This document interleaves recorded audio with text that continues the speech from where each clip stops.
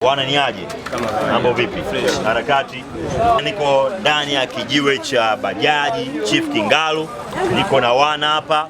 Najaribu kuongea nao mawili matatu, hususan juu ya wito mkubwa wa maandamano yenye machafuko ndani yake ambayo yalifanyika Oktoba 29, 31 na madhara yake kwa jamii.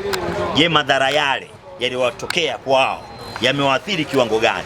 Na wana ushauri gani kwa vijana wa Gen Z mitaani juu ya hayo madhara kuto kurudia tena kutokea Desemba 25 au tarehe nyingine yoyote ile ambayo inakusudiwa kupangwa jambo hilo kwa maslahi mapana ya Jamhuri ya Muungano wa Tanzania tokea Morogoro kwenda Tanzania nzima. Karibu.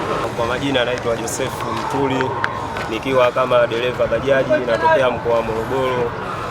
Nilikuwa na shauri kwa vijana wenzangu kuhusu hayo maandamano wanataka kufanya, yametupa hasara kubwa sana kwa sisi madereva bajaji hapa Kingalu. Changamoto tulizopata katika siku hiyo ambayo ya tarehe 9 maandamano, abiria kwanza kulikuwa hamna, kazi ilikuwa ngumu, watu wengi wako majumbani, mafuta yanakuwa juu, masheli yanafungwa, kwa hiyo shughuli zile za kijamii zinaenda kigumu sana. Kwa hiyo nikiwa kama kijana, naomba ya mambo kwa vijana wenzangu yasijitokeze, na kama kuna shida yoyote serikali ipo, serikali ndio kuipelekea malalamiko yetu. Naitwa Enosh Elias Mwakajwanga, ni dereva bajaji hapa Kingalu.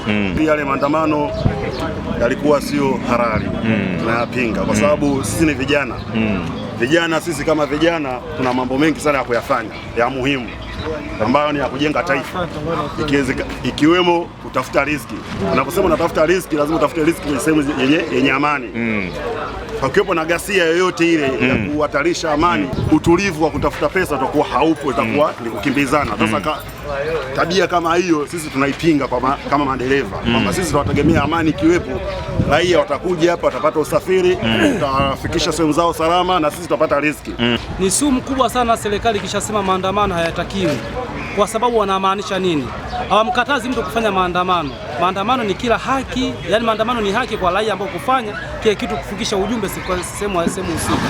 Lakini sasa maandamano hayo yanafanisha kuvunja amani. Kwa hiyo serikali wanajua hata kama tukiruhusu maandamano haya yatokee, lakini kutakuwa na grupu la watu wachache kuanzisha vurugu na kuweza kuvunja uhuru wa maandamano usipokuwepo, na itilafu nyingine inaweza kutokea kubwa zaidi hata ambayo iliyopita Oktoba 29.